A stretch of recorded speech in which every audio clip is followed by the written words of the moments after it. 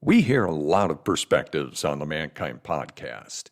Inclusion of a guest is not an endorsement of their views, and the opinions expressed here do not always represent the mission or values of the Mankind Project USA. You know, sometimes I get stuck. I get stuck in black and white thinking. I get stuck in my own biases and my stereotypical judgments. I get stuck in grievances and lose the chance for transcendence. I hit a wall, and with a sober look in the mirror, I got to decide if I'm ready to break free from my own adolescent psychology and take responsibility for who I am as a conscious adult human being. How about you? That might read true for you too, sometimes.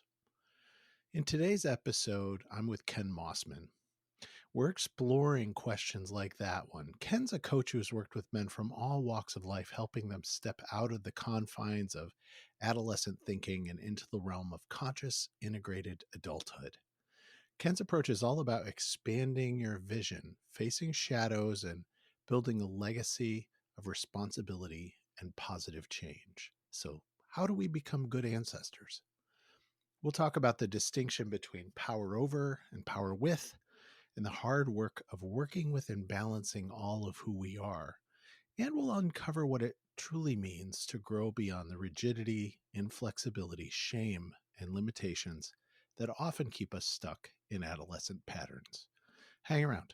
This is an episode you won't want to miss. Welcome to the Mankind Podcast.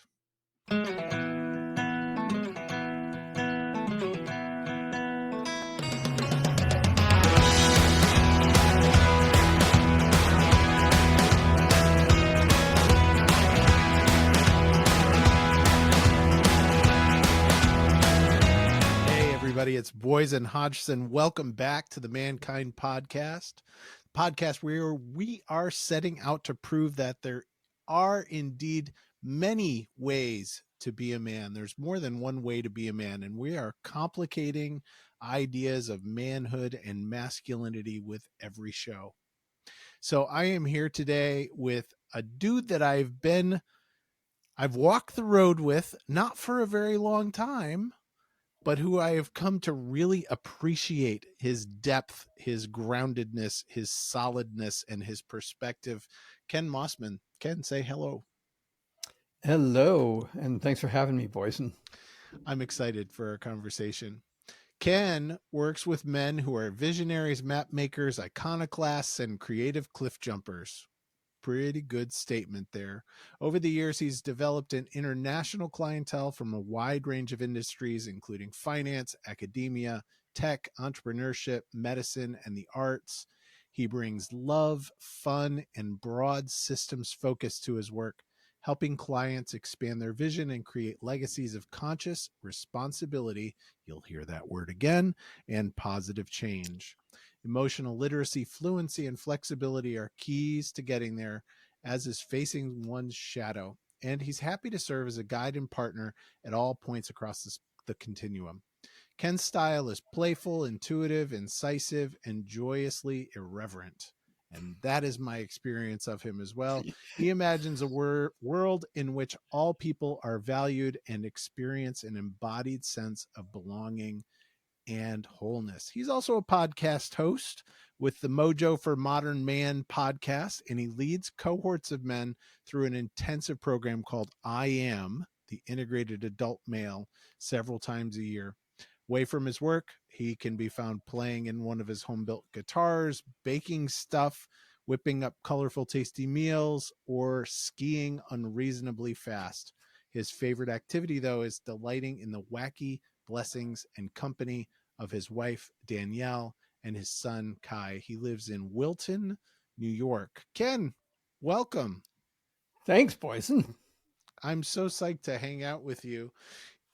So the last time you and I were together, we were actually in person outside Boston. So I'm going to go there first. You co-created a retreat with another friend of ours who has also been on the podcast. Yes. And I'm curious about What's changed since then? Oh, wow. Yeah, that is a great question.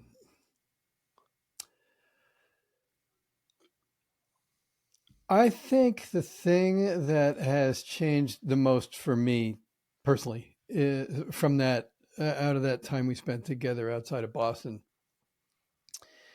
is, well, let me preface this by saying I received a message, loud and clear, explicit from y'all, the people that I was hanging out with, other elders in the men's work community, in no uncertain terms that uh, I was onto something, Hmm. and I know we're going to be digging into some of that in this episode here, but I think up until that point, I had a sense, yeah, this stuff makes sense. The contexts and the content, the stuff that I'm working with is sound, but there was something about the feedback that I received that uh, during our time together that really had it land in a different way. The other thing that's changed for me, and hopefully this has changed for all of us, is a sense that uh, we are, those of us who are leading men's work, who've been leading men's work for a while, we're not in competition with one another. Nice. Thank you. Yeah. Yeah, yeah, and I think that's a really really important point. Of course, we're all, this is part of how I make a living. So yeah, is that piece important? Yeah. Do I worry that MKP, for instance, is stealing money from my pocket? Absolutely freaking not. What's most important is that this work is out in the world and happening, and the men that we pulled together who were there, and the men that I've spoken to since, who are doing their work, literally around the world. There is a recognition that if we're serious about the impact that we want to have, man, we better get beyond that whole competition thing, because it all matters. It all matters, and there's no shortage. That's so cool. Yeah, I'm so glad that I went. I'm so glad that I went there first. So, and Yeah. and let me just say a bit. Let's just say a bit more about that. So here we are with Ken Mossman. Sean Harvey has been on the podcast a couple of times already. There will be some other characters who will be coming onto the podcast as we continue who came from that weekend. But I want to share my experience. So I've known you for a while. I've known Sean Harvey for a while. And I got this email from you saying, "Hey, Sean and I are thinking about putting together a gathering of men. Here are some of the men. I didn't know anybody else except the two of you." And yet, what you said about we need this kind of support, it was for men's group leaders. You actually called it men's group elders, Yep. guys who have been doing the work for a long time. And we just created a space. So, psst, other men's work leaders, you can do this kind of shit where you just reach out to a bunch of men that you know and say, yo, we're going to get an Airbnb that's big enough to hold this many men for a weekend. Pay your own way to get here. We are going to come together. We are going to eat. We are going to do some process. We are going to support the hell out of each other. And you are going to learn. And You're that's going to learn. exactly what we did. Yeah, it's exactly what we did. And the other thing we did that I think is just as important as everything you just named is we also, we spent time visioning where we want the work to go. So visioning where we want our work to go. Yes. And again, more importantly, visioning where we want the work to go. And man, to be engaged in those conversations, I mean, is there much better? I don't know. It's pretty darn good. And as I said, guys who I didn't know before that weekend, the magical, profound, somatic alignment of those visions that just occurs, right? We're all sitting in this culture. We all sense and experience what's happening in the culture. And when we envision what we want the world to look like, all of these men from different backgrounds and different places, it's like, we want more love, we want more connection, we want more expansiveness, we want more self-responsibility, we want more all of these pieces. So first, thank you for creating that space. Thank you for opening the possibility for that. And I know that it has continued, right? So now we have a WhatsApp group, and the WhatsApp group continues to be active, and we're just playing with each other. Yep. Yeah. Yeah. Playing with each other in some beautiful, very sweet and profound ways as well. Yes. So yeah, way more to come on that in that arena for sure. So now let's go back to actually what might be a good way to approach this is, you've been doing coaching work. You've been doing this individual work with people for quite a long time. So give us a little bit of background of how you got here. From where did you start? What was the shift that happened in your life that got you here? Yeah. Wow. There were many, there were many. So stop me at any point and redirect me, Boysen, because it it's been a road. It's had twists. It's had turns. Gosh, actually, before I go there, where would you like me to start? How about, when did you know that you were called? Yeah. Called to work with men, or called to do Called any to of be this? a coach, called to work with men. Yeah. When did you know you were called? Two different pieces, really. Two different shifty moments there. Called to be a coach when I'll do my best to keep the story as concise as possible. So I was in the personal fitness training industry way back, and one of the things that I would tell my prospective training clients was, anybody could take you through your paces in the gym.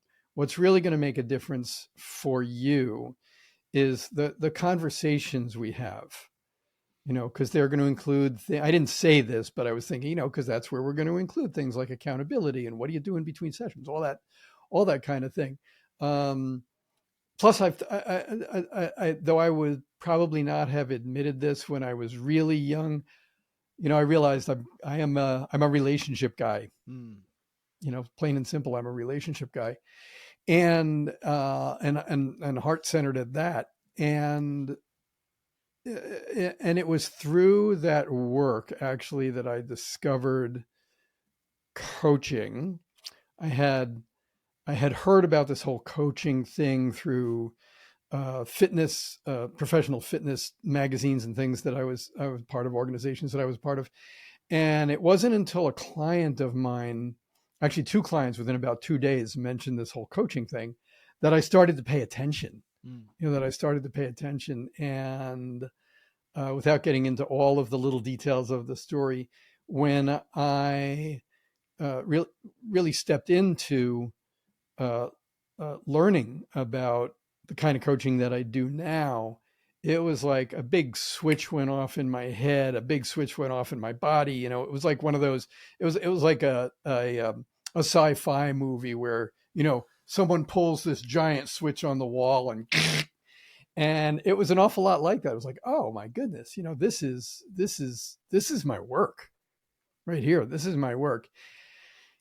And in many ways, I just never looked back from there. I let go of the fitness training end of things. Great work, just not my work. Absolutely great work, just not my work.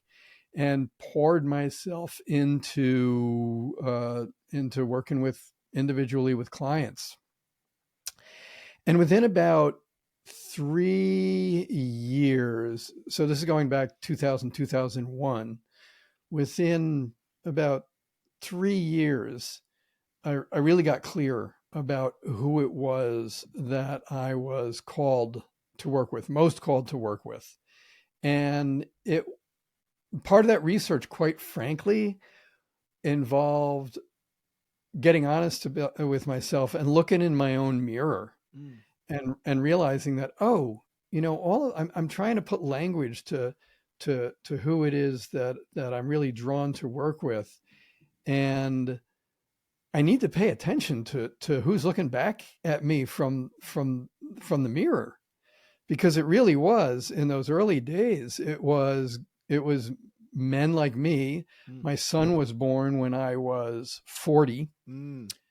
And I was really drawn to working with, I refer to them as late blooming dads, men who had their first child in their late 30s, early 40s or beyond, or men who were starting second families, divorced guys who were remarried or starting second families. And I was really, really clear about that. And then as my son grew, and I did more of the work and was out and about doing the things that I was doing, as my son was getting older and going through different phases of his own life, I realized, like, oh, okay, actually, who I'm really drawn to work with is still men like me. And it's also other men who are not, some of them are dads, many of them are, but that became de-emphasized, and this whole world, if you will, started opening up to me, and I could see, it's like, oh, okay, my interest is really in working with men in a much broader way than simply around some of the stuff they might run into as parents.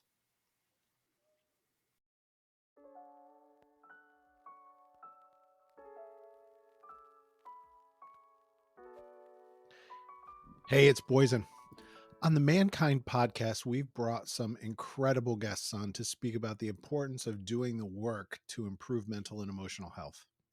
And here's the truth. Multiple times over the last 25 years, I have had the help of one-on-one work with some amazing therapists. For me, for my wife and I as adoptive parents, and for our kids. The Mankind Project and men's groups, though awesome, are not a substitute for professional mental health support.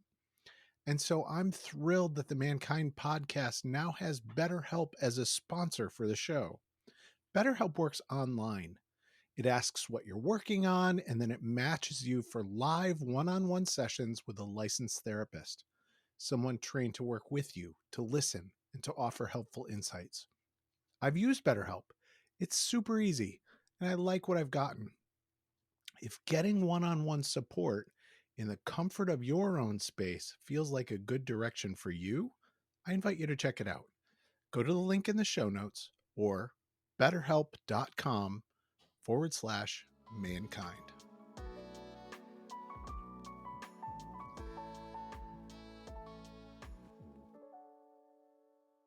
Cool. I'm going to go to perils and pitfalls conversation of men's work. So one of the opportunities that we had is we kind of looked at the big space of men's work on our retreat. And what are some of the things that you see out in the culture that it's like, oh shit, we really need to be doing something about that? Yeah. The biggest thing that I see out, and there's a lot of different things I see out in the culture right now, but I think the biggest thing that I see out in the culture right now, and hang on, just going to take a lozenge here because I'm a little dry. Forgive me. It's such a good question, Boysen. The biggest thing I see out in the culture that I want to be paying attention, and that I want men to be paying attention. I want women to be paying attention to these things too, but I'm working with the men. Yeah. Is this phenomenon that that I see as an addiction to all things adolescent. I see the culture and men as caught in these adolescent. I'm doing this infinity symbol. These adolescent feedback loops, and I see it almost everywhere. I see it almost everywhere. I see it.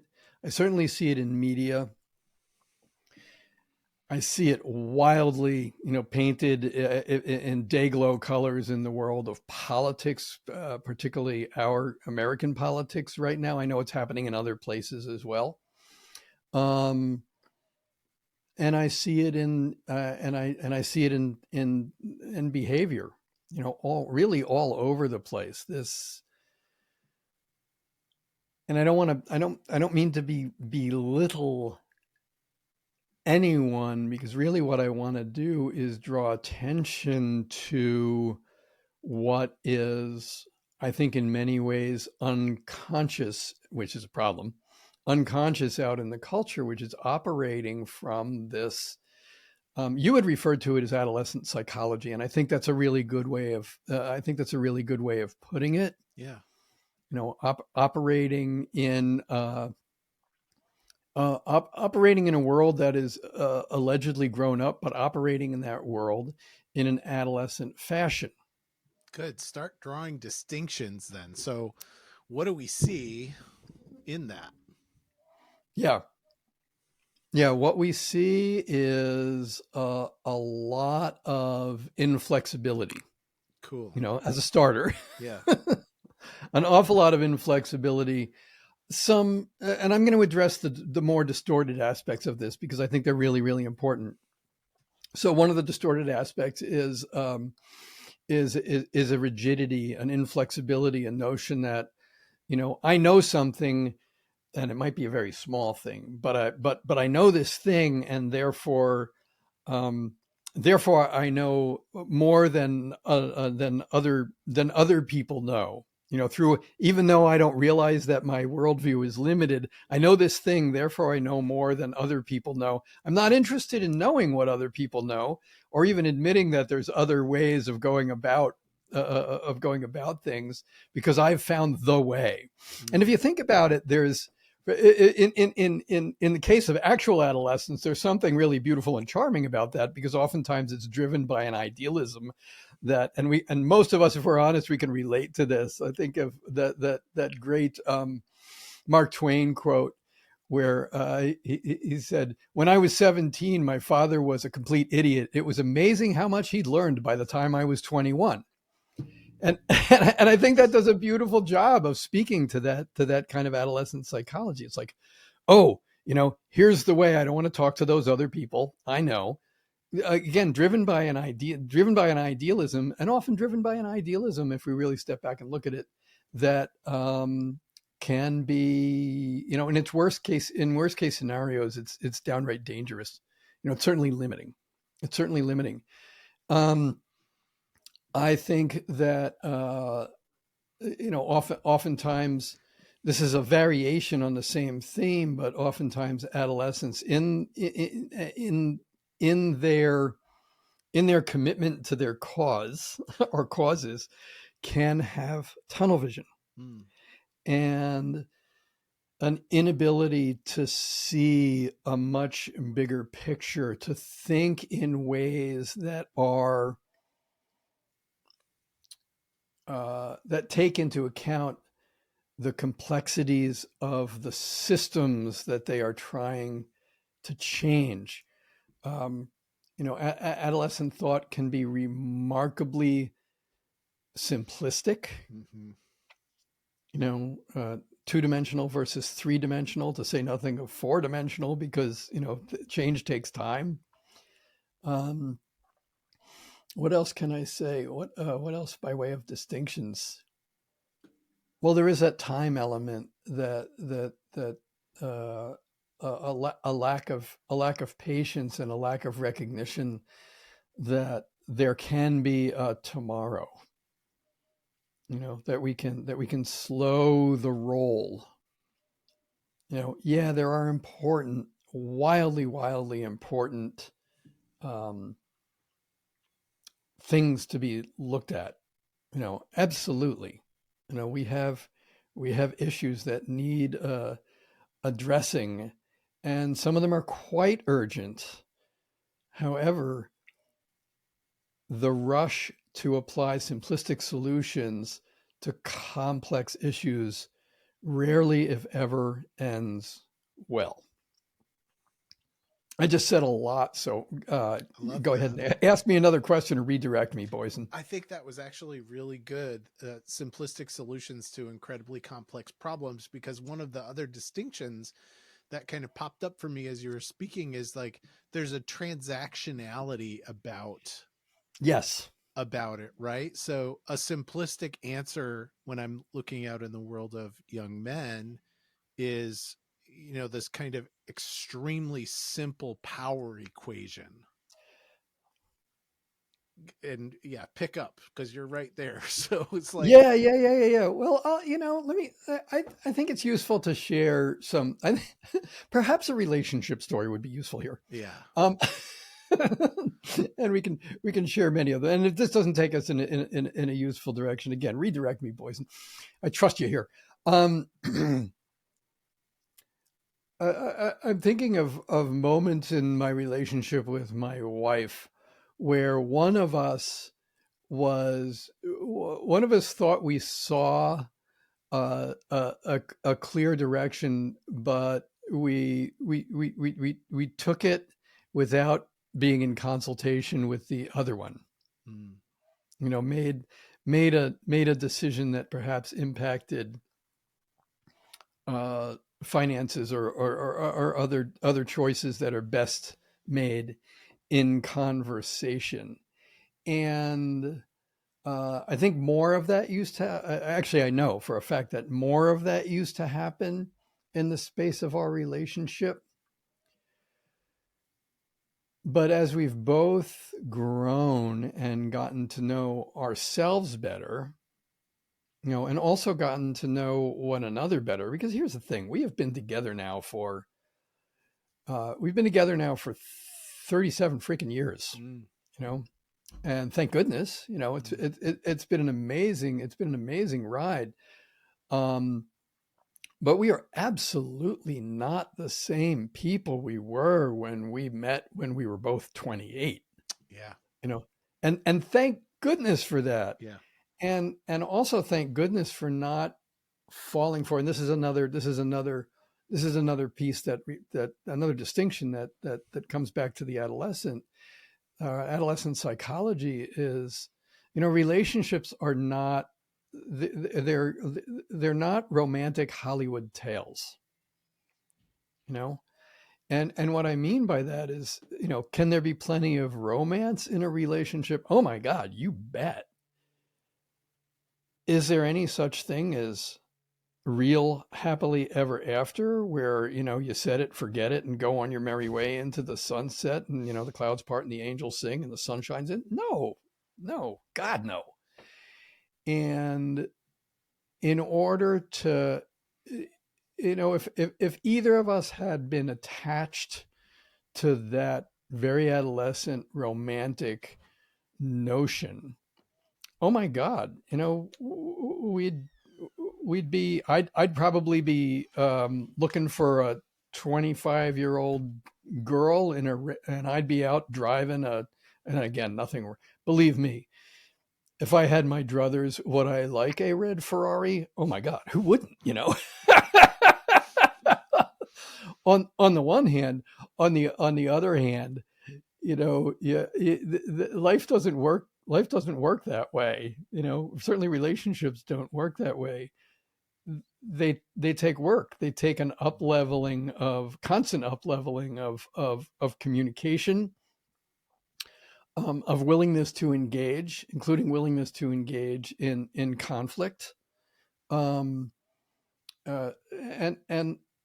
it's wildly important, and this is an adult function, it's wildly important that we stay current with one another, because we change constantly. We're part of the natural world. What makes us think that we're immune to that constant of change? We are not. We are not.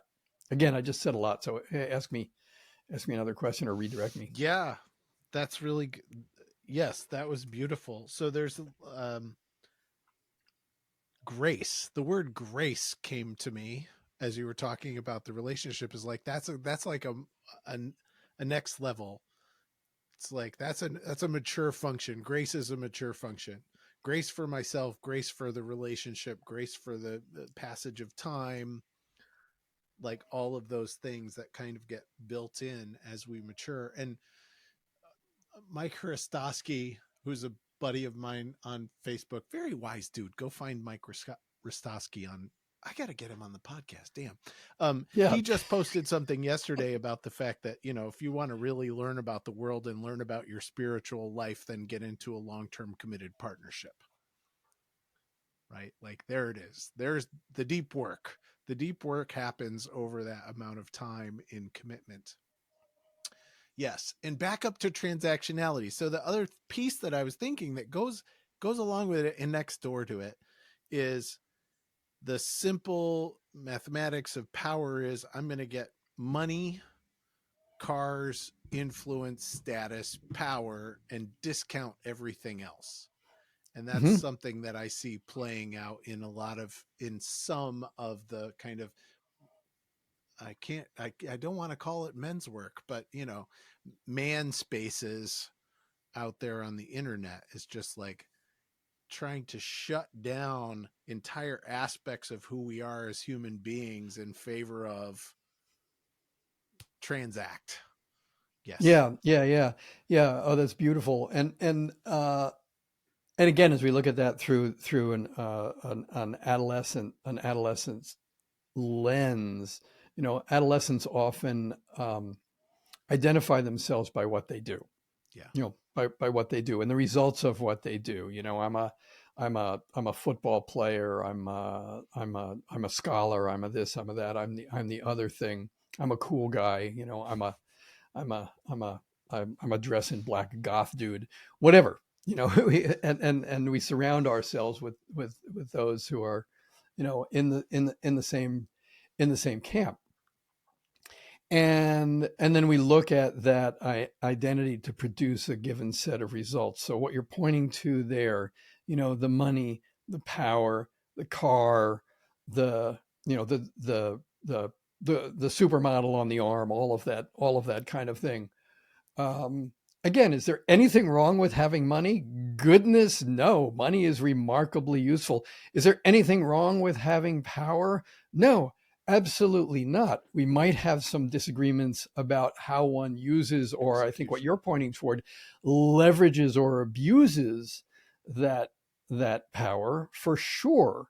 And having a modicum of personal power and learning to be responsible for the personal power, learning to be responsible with and for the personal power that you have is wildly, wildly important. Wildly important. I mean, even if we look at the world of the work that we do, my goodness, I want that work to be power, and I want to be powerful, and I want to be able to stand in my power as I deliver the work and invite other men into the work. And part of my responsibility is to up level their power as well. So, we didn't make up this language, but there's a whole lot of difference between power over and power with. And in my world anyway, man, if we're going to make it out of, whatever era we're in here, boy, if we don't learn a lesson or two about power with, we're kind of screwed. Yeah. Thank you. Yeah, of course. So kind of continuing down. So on the flip of this, what does it look like? You are coaching and working with men into an idea of conscious adult manhood. So what's the flip? What does it look like? What's the flip? What's the other side of the coin? Male? Or what is a conscious adult male? The conscious integrated adult man? Okay. Yes. Yeah. So, we've been talking about adolescence. So we all have many, many different parts within us. And again, this notion is not new. This notion is not new. And, part of the work that I do, one of the premises behind the work that I do is that we have been fed, taught, hammered with, pummeled perhaps, with messages about, what is manhood? What is real manhood? What is masculinity? What is true masculinity? What is it to be a man? We've been given definitions, models, etc., from the time we are pre-verbal, really. What I have not seen much, if any, of is conversations about, well, what is it to be a conscious adult human being? In this case, a conscious adult human being who happens to be dressed in the skin of a man. What is it to be that? And integrated. So, back to the adolescent who learns that, well, I can't be a kid anymore. I'm beyond that. So it's not unusual in some stage or other to vote our own inner child off of our own island. We learn again, and keeping this tied in with the adolescent piece, we learn what it's like to be the cool people and what it's like to not be the cool people. So the stuff that makes us uncool, in air quotes, the stuff that makes us uncool, perhaps it's my creativity, perhaps it's my ability to imagine, perhaps it's my intensity, perhaps it's my assertiveness, perhaps it's my softness, my sensitivities. Voting those pieces of self off of our own island in the interest of fitting in to, some sort of a container that's much smaller than we actually are. So our shadows as well, I can't let people know about that. What if they find out, X, Y, Z, or I can't show up doubting myself. So I'm going to put on this hyper confident mask and go out into the world and conquer it, and I'm going to use it to get the car and the girl and the thing, you're filling the blanks. I'm going to use it for all of those transactional pieces that you mentioned before. So the way I see the work, it's all about reconnecting with all of those different pieces. I want to have access to my inner child. I want to be in relationship with him. I want to relearn what kind of a resource he is, because I want play in my life. I want all those ideals of the adolescent, but I want it in a way where I'm in charge of when he gets the keys and when he doesn't. For instance, I want to be in relationship with him too, because of his idealism, because of his amazing curiosity and creativity, for just a few reasons. I want to be connected to, there's the language of it that tends to belittle these aspects of self, but I want to know my inner feminine for sure, man. I want to know, because here in my world anyway, it's like, man, I got a goddess inside me. I got a God inside me. I want to know both of them. I want to know both of them. That doesn't mean that I have to always have them in equal balance. I think that can be, that's a kind of a setup. It's important to know them, not, and to be aware of like, wow, I tend to show up as more this, or I tend to show up as more that. And I want to be at peace with that.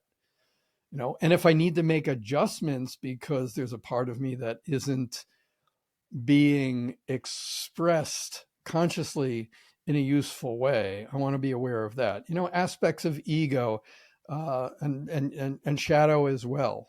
All of those different pieces. I want to know them because if I don't know them, or if I'm pushing them away and they're going to express themselves in some pretty darn distorted ways. Right. and in my world anyway, they still might show up. I want to be clear about this, because do I still act in do the distort my own distortions sometimes find a pathway out? Yeah. I mean, come on. I'm not, I'll speak for myself here. It's like, yeah, I don't think I've reached that pinnacle of enlightenment. I'd be an idiot if I said that I had. And at the same time, I want to be as informed and enlightened about myself as I possibly can. I want to know myself. Yeah. And I want to know myself in relationship to the world. I want to know myself in relationship to my wife. I want to know myself in relationship to my work, in relationship with my son. All of it, my creativity, all of those things. I want to be in a good conscious relationship with all of it, because, and I'll throw one more piece in here and then I'll flip it back to you.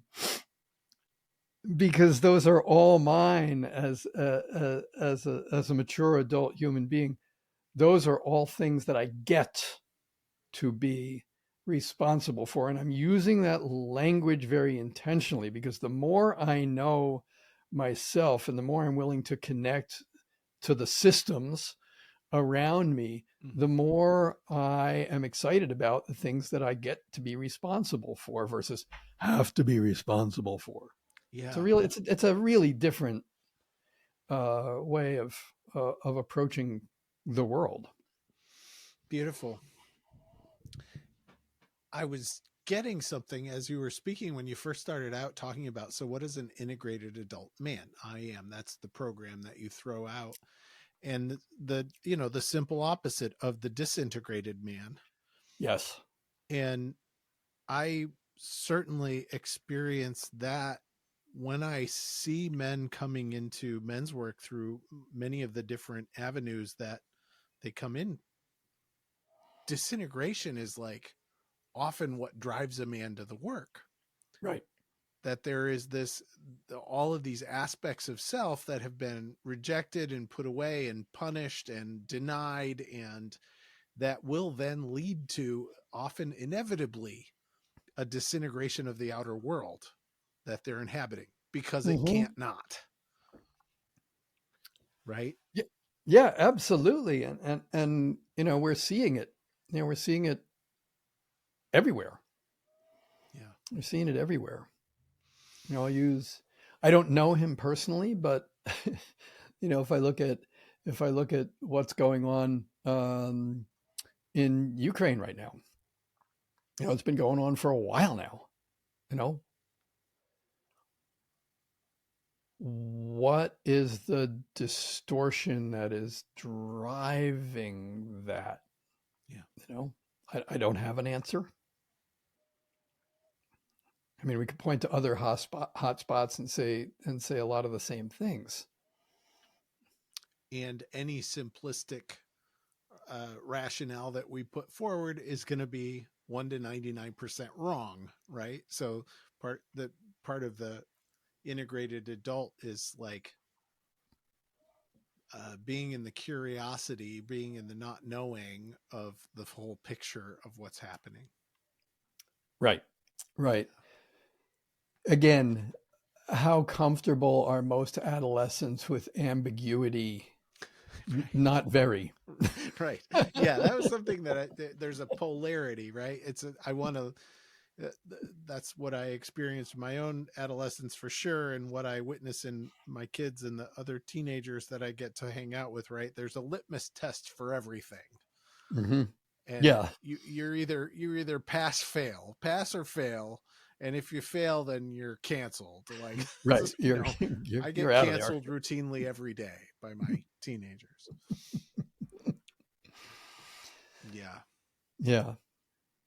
So let's talk about the other thing. There was a time. So you brought in the fourth dimension earlier.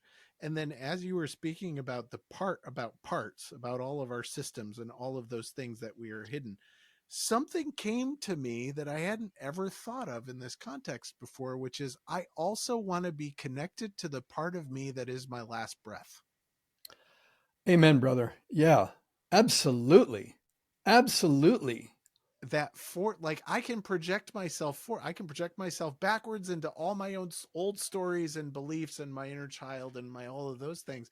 But there's also a function where from an integrated place I can project myself forward into my dying days and what I want to see. And one of the things that you brought to the retreat and that I want to bring here, because I think you speak about it beautifully, is like this idea of ancestors and ancestry. So Yeah. yeah, talk about that. Oh, again, weird. How much time do we have? About 10 minutes. Okay. so there's a lot there's a lot we could play with here. We could literally go on for days. And I think, and again, like I said before, redirect, ask another question, cut in if I go off on a tangent. When oftentimes when we're looking at legacy, for instance, that can go off in an egotistical direction. And again, is that a bad thing? No, it's not a bad thing. It's a perfectly natural thing to do. And I want us to take it a cut deeper. I want us to look, and I want us to be able to imagine as men, to be able to imagine, first of all, that our life made a difference, that it makes a difference, and it made a difference, and also to play with the idea, dig into, challenge yourself to imagine a world that exists way beyond your time here. And I use this language again. I use this language very, very intentionally. A world in which no one remembers that you ever existed, and a world in which the differences you made continue to be felt and find expression. So both of those things, pardon me for hitting my mic stand here. So both of those things at the same time, what is it to, raise the level of both responsibility and your capacity to see yourself as an ancestor. And by the way, this is whether you have your own children, ever did or ever will, or not. The fact that you walked this earth in this body at this time, consider yourself an ancestor. Yeah. What kind of impact do you want to have generations after you are gone? And I love the question that you brought in, which is, what do you want to be sitting with when you take that last breath? Aside from family, hopefully, or loved ones surrounded you. I think that's a lovely thing to have, for sure. And, again, just as importantly, man, when I take my last breath, I know I don't want to be thinking of the stuff I didn't get done. I don't want to think about the stuff that I was afraid to engage with, or the things that I wished I had taken responsibility for.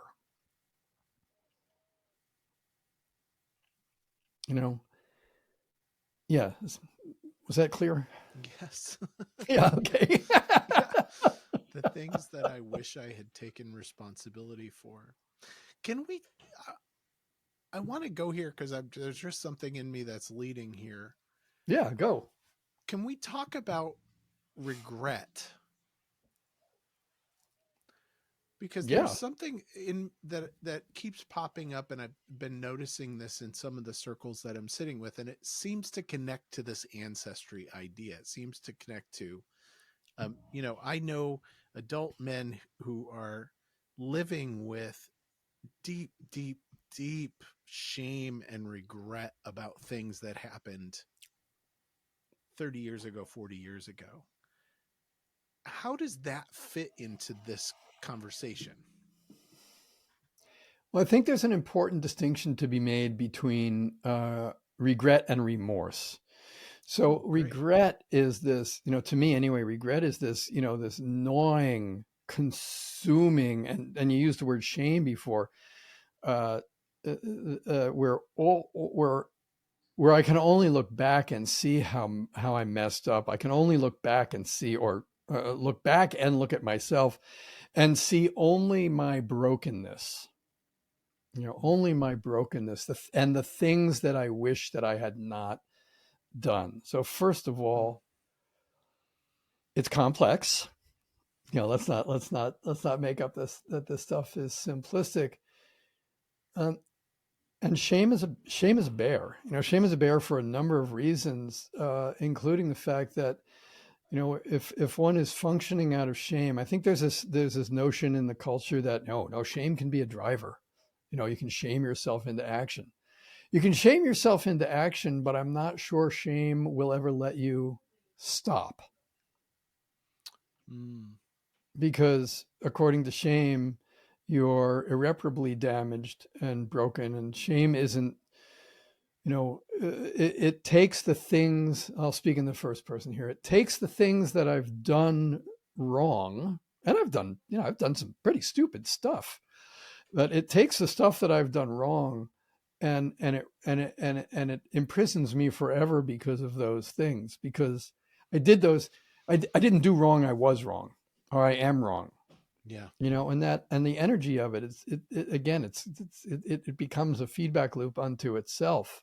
I can go in there and perseverate, and shame doesn't allow for real reflection or forgiveness. It definitely allows for playing the same tapes over and over and over again as proof of my brokenness and wrongness, but it doesn't offer me a way out. It really doesn't offer me a way out. And where I want to look when presented with that is, first of all, shame, generally speaking, it's something we learn, and then we take it on and we use it as a bludgeon against ourselves. So we learned it somewhere. But I want to step away from the regret for just a minute and bring in remorse, because I think remorse is really is really useful. Remorse has me look at, well, what did I do? Okay, I did this. And well, who did I do it to? Oh, I did it to so and so. Okay, am I sorry that I did that? Yeah, absolutely, I am. Am I able to get that time back and go and undo that? No, I am not. That is a fact. That's a fact. And this is another adult function. It's like, oh, okay, I want to be dealing with facts. I want to be dealing with data. And the data says can't go back, can't fix it, hurt someone. I'm really, really sorry about that. Am I going to reach out to them now, decades later, and tell them I'm sorry? Depends on the relationship. Maybe. But in an awful lot of cases, probably not. Probably not. Can I forgive myself? Can I really look at that, feel the remorse for that thing or those things that I did? Experience the emotions that go along with that. Have the emotional literacy and fluency to be able to do that. Yeah, for sure. I want to have that experience.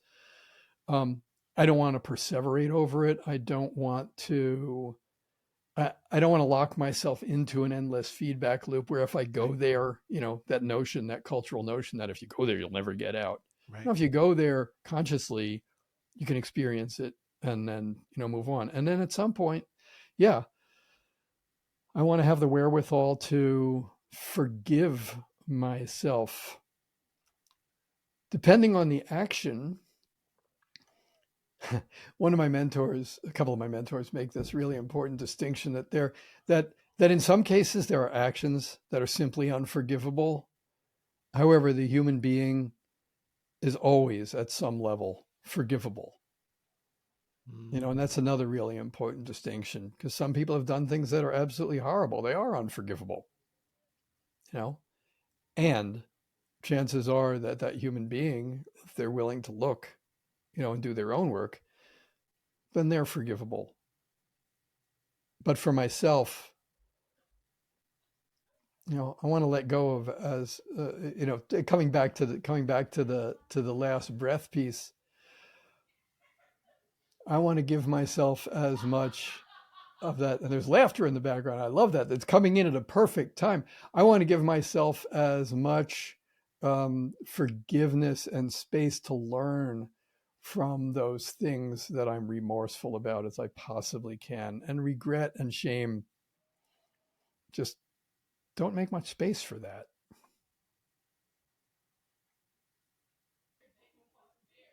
We're on a slight hiatus here because somebody just fell down in the hallway, and of course, to the other teenage brain in the world, somebody falling down in the hallway is the most hilarious thing that ever happened. That is definitely adolescent entertainment. Yeah. That's what Slapstick has its space, but usually not when it's your sibling. But slapstick has its, yes, and that's what's happening. So this, we are at 52 minutes in. This is going to be the part that I cut out.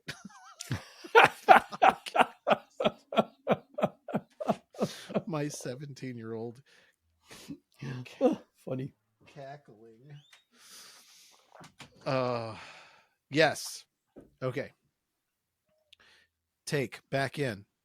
Yeah. I love what you said about shame's never going to stop. Like, shame is a function that is a repeat function.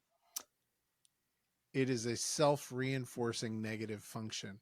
Remorse is an object. Remorse is something that I can pick up and hold and look at and say, do as exactly as you said.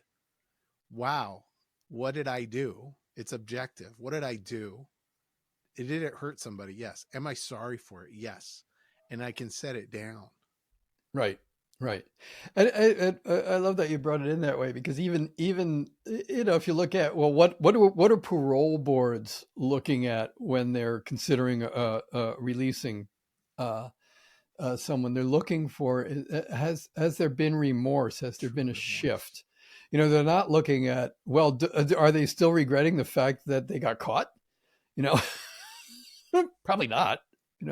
I mean, probably, yeah. If that's I don't. Anyway, that might confuse things, but it's yeah. And somebody who's somebody who has a sincere sense of remorse, I've had to learn how to apologize. I didn't have very good models in my life of how to apologize, especially as a man. Right. The models I got were, don't fucking regret anything. And if you're trying to make me feel bad about what I did, then you're the asshole. Right. That's the model I kind of got. So yeah, it's good. And a lot of us grew up with the model. And again, it's really important to look at, well, okay, how am I holding apologies? How am I holding asking for forgiveness, all forgiveness in general, all those things? Because what an awful lot of us learned was, now go say you're sorry to your sister, or go say you're sorry to your brother, or go say you're sorry to someone. And so and you can hear in that, anyway, the shaming, you did wrong. And then now go say you're sorry, even though you haven't really looked at the thing that you've done yet. But the most important thing is to say you're sorry. It's not necessarily, this is the time function. It's not necessarily, have you looked at the impact that you had? Do you understand what you did that upset your brother, your sister, your XYZ? Do you understand the impact? And of course, as kids, do we have the sophistication to really go there? Arguably not, when we're the center of our own universes, but there's something about those messages, and the lessons learned that stick. And it's like, oh my God, I have to issue an apology, and I need to issue an apology. But when I go to say I'm sorry, it's like, if I have go say you're sorry to your sister, if I have that tape playing, it ain't gonna happen. I get to be responsible for, right? It goes right back to what you said. I get to be responsible. My relationships. I get to be responsible. And I think that a lot of men, me, I took on a message that, when my mom tells me I have to go say I'm sorry to my sibling, that is, you're bad. Mm-hmm. Absolutely.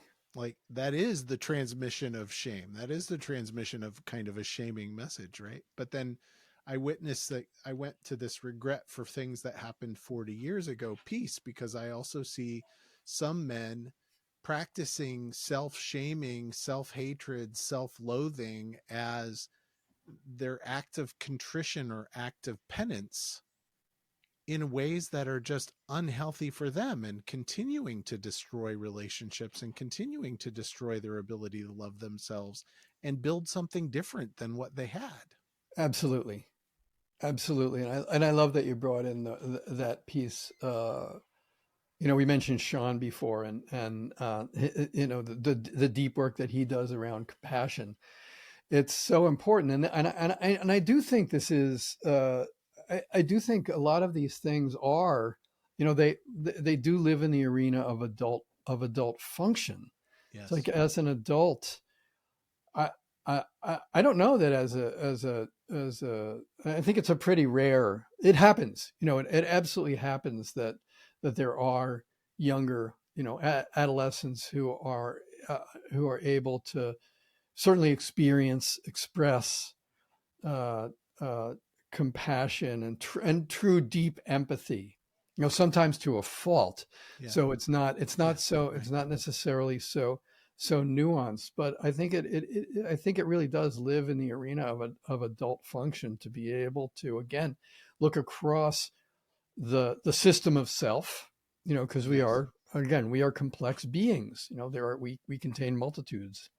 I always forget who said that first, and my apologies for that. It definitely was not me. But to be able to hold, our own complexity, and to be able to have compassion, to witness and have compassion for these different parts of our beautifully complex, imperfect selves. Yeah. And to be able to offer forgiveness, and to live with and learn from. And here's a thing about shame is, shame, for the most part, is uninterested in what I've learned. Yeah. Good.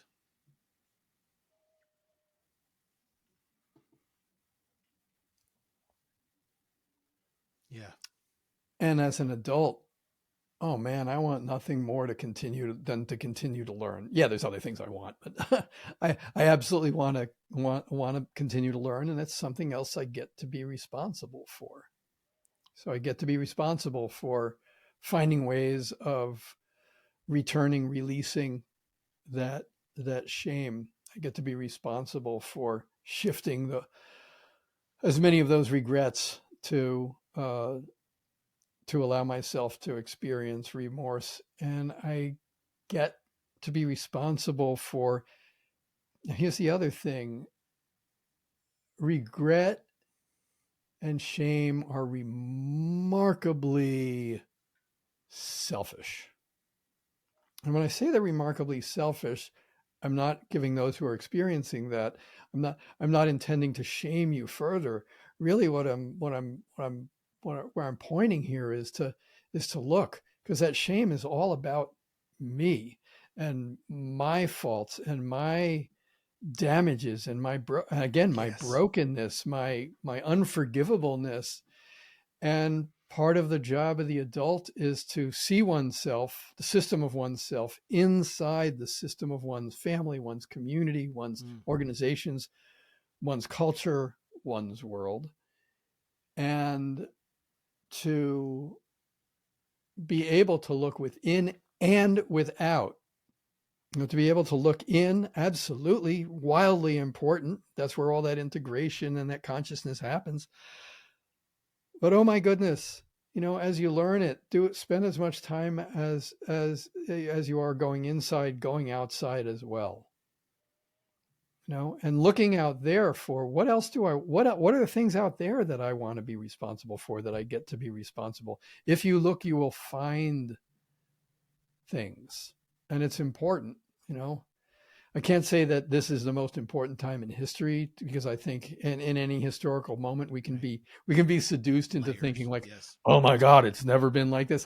I don't know if it's ever been like this, this is where we are now, you know, and it's remarkably important to look outside and recognize, oh, you know, I can have an influence on that system, even if the only act I can step into is forgiving of self. My goodness, how the world would change if we stopped going to war in here. Mm. Yes. Thank you. Yeah, thanks. So, where should folks go to learn more about Ken Mossman and the work that you're doing and the IM program? So speak to that. Where should people find you? Probably the best place right now is to go to my website, kenmossman.com. We'll get you there. And the IM program is actually because we're filling up a course right now. That's the page that you'll land on. You'll land on the IM information page. There's a lot of great information there. Ken Mossman, MOSSMAN.com. Go there, learn more about Ken, learn more about the program, and not for nothing, we're going to finish today with Song of Myself number 51 by Walt Whitman. The past and present wilt. I have filled them, emptied them, and proceed to fill my next fold of the future. Listener up there, what have you to confide in me? Look in my face while I snuff the sidle of evening. Talk honestly. No one else hears you, and I stay only a minute longer. Do I contradict myself? Very well, then I contradict myself. I am large. I contain multitudes. I concentrate toward them that are nigh. I wait on the door slab. Who has done his day's work? Who will soonest be through with his supper? Who wishes to walk with me? Will you speak before I am gone? Will you prove already too late? And that's where it comes from. Thank you for that. Did you look that up while we were speaking? Sure. Good for you, man. That is brilliant. I got it right. Walt Whitman, yay. So Thank you all for being here for the Mankind podcast. Come on back. Go find Ken Mossman. And we'll see you again soon. Thank you. This has been the Mankind podcast, produced in association with the Mankind Project USA. And I personally want to thank our guests for joining us today and imparting their wisdom from their experiences in this amazing journey called life. And of course, I want to thank you, the listener, because through your attention and your support, you make it a heck of a lot easier for us to let men out there in the world know that they are not alone and that there is more than one way to be a man. And if you've been enjoying the music throughout this episode and all of our episodes, check out Jim, Donovan, and the Sun King Warriors. I have links to them in the show notes. Now, the fee for this episode is simple. If you found gold and insights that you believe could benefit your loved ones and those you care about, be sure to share it with them. And of course, remember that life doesn't happen to us, it happens for us, so long as we rip the pen out of fate's hand and become the author of our own story. So my friend, pick up the pen and we'll see you next week. Lots of love.